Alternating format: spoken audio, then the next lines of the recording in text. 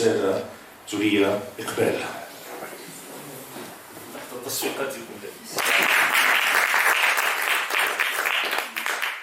Shukran jazilan.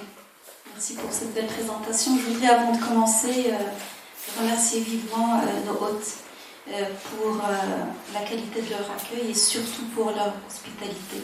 C'est la deuxième fois que je participe à ce symposium.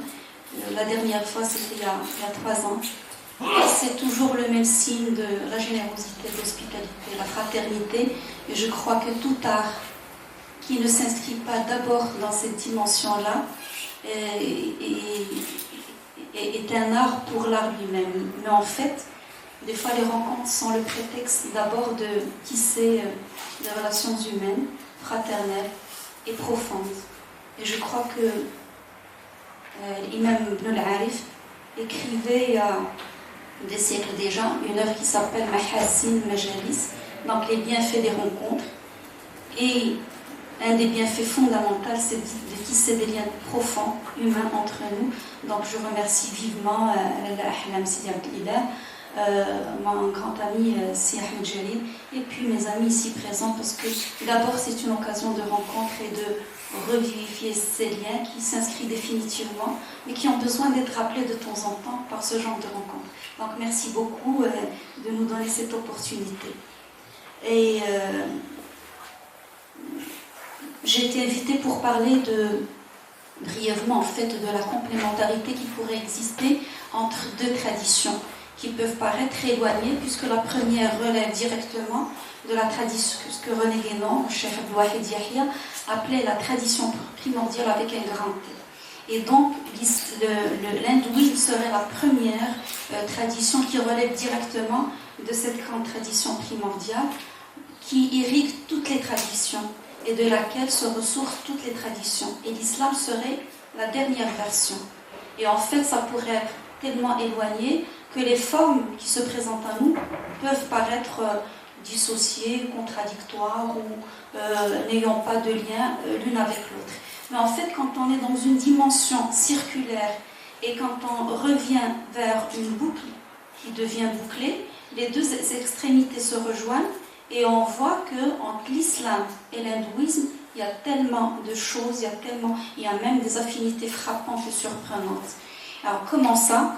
Eh bien, l'islam dont je veux parler aujourd'hui et qui reflète ce niveau de compréhension et ce symbolisme très fort, c'est le cœur vibrant de l'islam qu'on appelle la spiritualité de l'islam, qui est le soufisme, et qui a un aspect évidemment formel, mais qui a un aspect aussi profond. Et donc, entre la dimension exotérique et ésotérique, le soufisme se veut cette jonction entre les deux qui va pouvoir relater tout ce qui unit cette première tradition et cette dernière. Alors, je ne sais pas si vous prévoyez une traduction ou si je continue, mais en tout cas...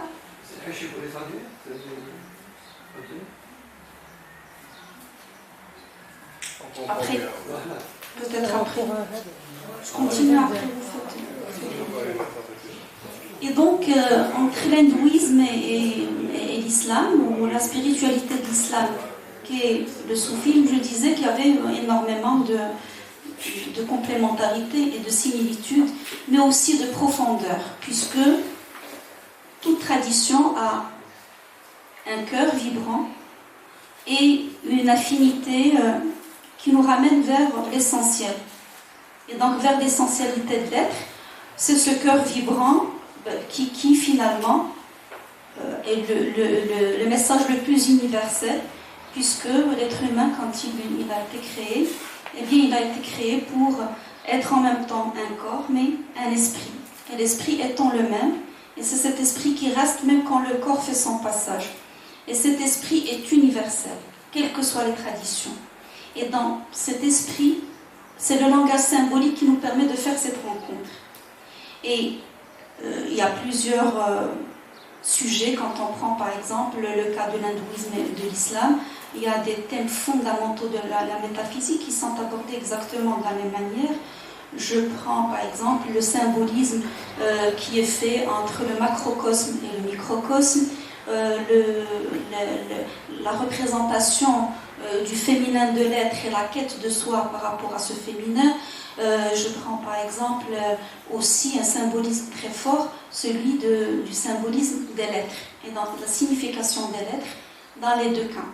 Si je prends par exemple un des premiers symboles ou symbolismes, le monde est représenté dans les deux cas selon une matrice.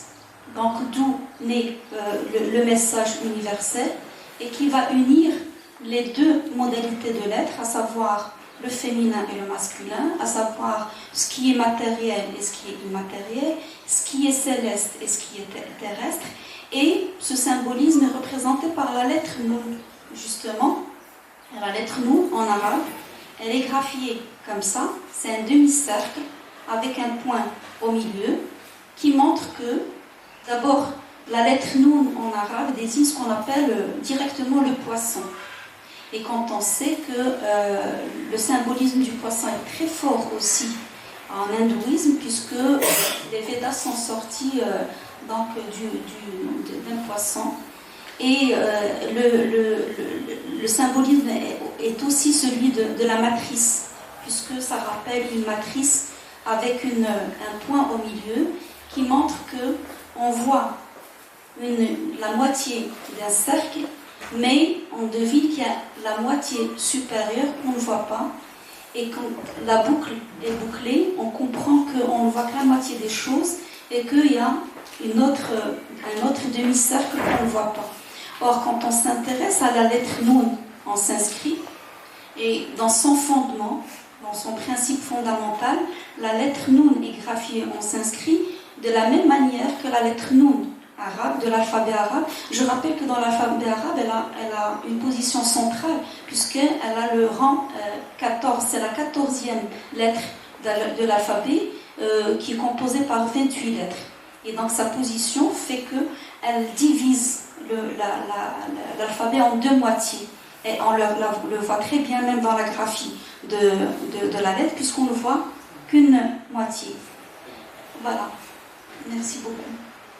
Et donc dans la lettre Noun, on s'inscrit, c'est la même chose, mais avec une concavité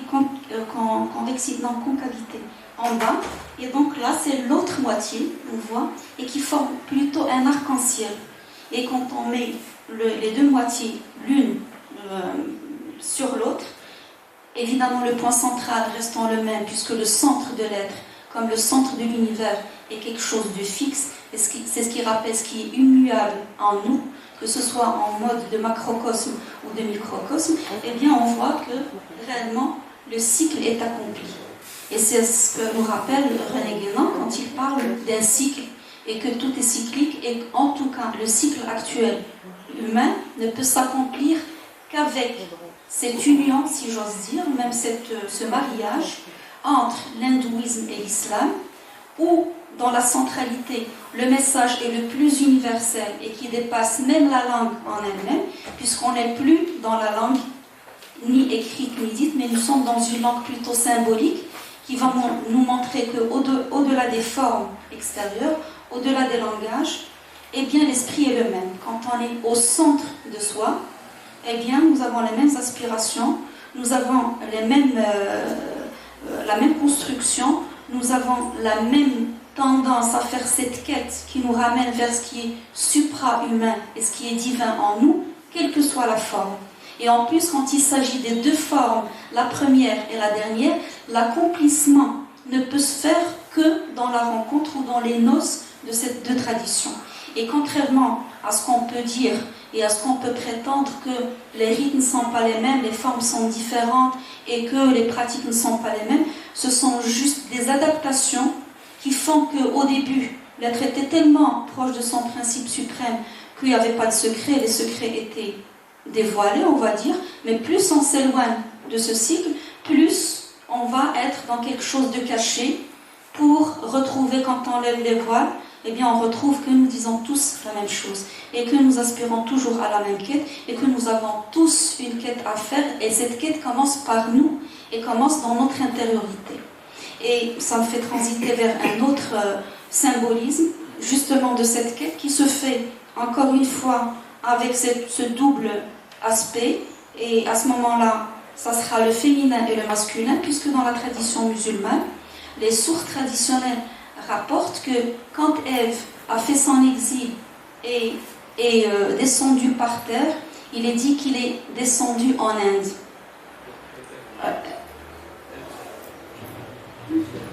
Non, j'ai dit Adam. Ah, excusez-moi. Donc, je parlais quand Adam a fait sa descente sur terre, eh bien, il est descendu en Inde. Ah oui, sur le nom. C'était mignon de penser par que ce soit Ève qui soit descendue et pas. Les deux sont descendus. Les deux sont descendus en même temps, en tout cas. Mohamed a rectifié, mais je crois que c'était bien. Non, l'importance de la descente est capitale, puisque le féminin va descendre en Arabie, sur une partie qui s'appelle Jeddah, et d'ailleurs on dit qu'elle s'appelle comme ça parce que justement Ève, étant l'ancêtre de tout le féminin de l'humanité, est descendue en Arabie, dans cette ville qui va prendre par la suite le nom de Jeddah. Et en même temps, il est dit que Adam est descendu en Inde, et donc au Mont Ceylan. Et il est dit en fait que la complémentarité de ces lieux géographiques montre que ce n'est pas du tout un hasard, parce qu'ils auraient pu descendre unis dans le même lieu, mais il a été important que l'un descende en Inde, là où est la première tradition primordiale, et l'autre va descendre là où va naître la dernière tradition. Et ils seront en fait invités à se rencontrer, puisque Allah va donner l'ordre à Adam. Il est dit selon la tradition, de toute façon il y a plein de ressources traditionnelles qui nous rapportent ça, que Adam a attendu, selon les versions, 100 ans, 200 ans ou 300 ans, a demandé pardon, à se repentir avant de retrouver son complémentologie qui est Ève.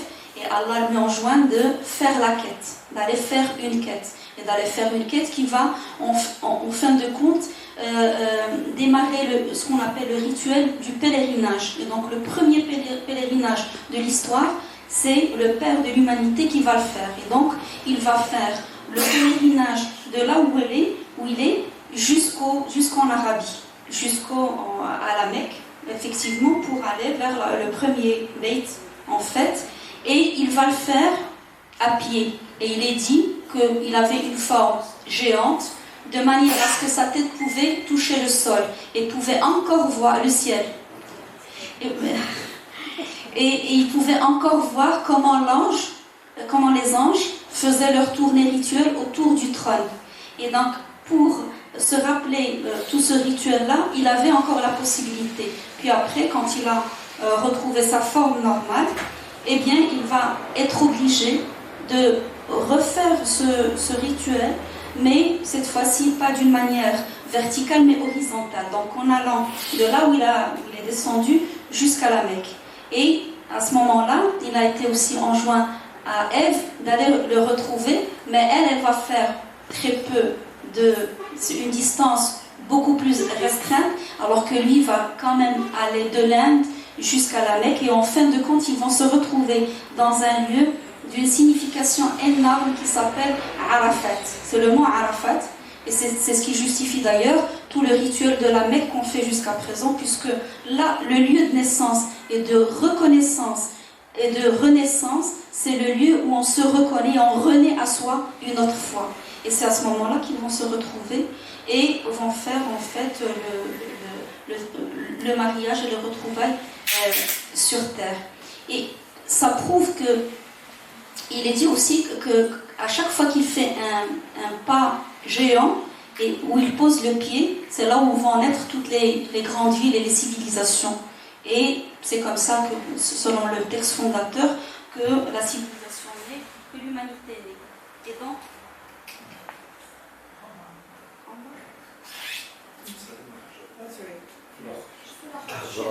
voilà. Je pense aussi que c'est un signe pour que je passe la parole, je la reprendrai par la suite. Donc voilà, c'était une manière de vous dire qu'il y a un symbolisme très fort dans toutes les traditions. On le retrouve dans toutes les traditions, puisque des fois, on est mal à l'aise ou en désaccord par rapport à des langues, par rapport à des formes extérieures, par rapport à des adaptations qui ne sont pas faites. Mais une fois qu'on est à l'intérieur et au cœur du message, eh bien on dit tous la même chose. Et quand on est justement dans ce genre d'approche symbolique, et l'art est un exemple parfait de ce qui pourrait être l'approche symbolique par une expérience des plus profondes, et l'approche symbolique a besoin d'une quête intérieure. La quête ne vient jamais de l'extérieur. Avant de faire la quête de la Mecque, c'est une quête que l'on fait à l'intérieur de soi pour aller vers le centre de soi. Et je vous rappelle qu'il y a une identité parfaite entre ce qu'on appelle le microcosme et le macrocosme, avec toutes les harmonies qui sont inhérentes au macrocosme se retrouvent dans l'homme. Et tant qu'il est proche de son principe suprême et qu'il est à l'écoute de son intériorité, eh bien il va reproduire par chaque geste, par chaque acte créateur, il va reproduire ces mêmes harmonies. Tant qu'il s'éloigne, il sera toujours dans cette quête parce qu'on est né pour faire la quête et on est né pour aller vers ce qui est suprême et transcendant en nous. Mais dès qu'on s'éloigne de ce qui est suprême, eh bien on est capable de reproduire aussi toutes les disharmonies et des fois toutes les choses qui vont mal, et nous vivons dans une époque où il y a tellement de perturbations, d'incompréhension, de perte de sens, eh bien ça n'est que le reflet de ce que nous vivons à l'intérieur, puisque on a des contradictions, on a des conflits, on ne revient plus à sa centralité, puisque la vie moderne, elle n'a pas que des avantages, mais elle le sollicite dans tous les sens, et on est comme dans une ruche en toute urgence, et on n'arrive plus à se faire justement ce repos nécessaire pour que l'acte de création ait lieu. Pour créer, il va falloir être en harmonie avec son intériorité et en harmonie avec soi-même. Et sans cette harmonie, on va créer quelque chose de chaotique et on reproduit en fait ce qu'on est à l'intérieur. Et l'homme, tant qu'il est au diapason de son principe suprême, eh bien il y a cette sérénité qui s'installe et cette harmonie avec son intériorité. Et chaque acte de création va devenir une représentation, une mise à l'extérieur de ce qu'il est à l'intérieur par rapport à ce schéma intérieur qui est en même temps du domaine de l'extérieur mais aussi du domaine de l'intérieur. Aujourd'hui, on s'est tellement focalisé sur le côté matériel et on a oublié l'esprit de la chose dans les arts mais aussi dans les sciences. Rappelez-vous, dans les sciences, chaque science avait sa valeur métaphysique. Il y avait la physique, mais il y avait la métaphysique. Il y avait la chimie, mais il y avait l'alchimie. L'art, mais il y avait son horizon métaphysique qui permettait que l'être est ancré dans sa terre, mais a une tendance vers l'élévation, vers ce qui le dépasse et ce qui est supra-rationnel et supra-humain en lui. Et la quête de tout un chacun, c'est de se surdépasser et aller vers ce qui est du domaine de rechercher sa meilleure modalité de l'être. Et l'art, tant qu'il peut faire ça, il est capable de nous ramener avec une autre langue, avec un autre langage symbolique aussi, et on est capable de retrouver les mêmes harmonies dans différentes formes des arts. Tout à l'heure, je suivais, même si je ne comprenais pas grand-chose en anglais, mais peu importe, l'image pouvait aussi me transmettre quelque chose et qui pouvait être même différent de ce que le professeur était en train d'expliquer, mais me ramener à des symboles fondamentaux dans la tradition et me ramener à des choses que je pouvais retrouver dans le texte fondateur de la tradition musulmane, mais dans d'autres textes fondateurs. Et je pense que le professeur Mohamed Valsan est capable de nous donner d'autres formes de symbolisme. Je rappelle simplement que le Cheikh Valsan est le fils de Michel Valsan, l'un des premiers traducteurs d'Ibn Arabi. Et c'est celui qui a mis sur place ce qu'on appelle aujourd'hui le courant akbarien, dont je fais partie, puisque bon, j'ai une dette immense envers le Cheikh Mustafa Abdelaziz, qui n'est autre que Michel Valsan, qui a été celui qui a traduit avec le plus grand soin et bienveillance les textes fondamentaux d'Ibn Arabi.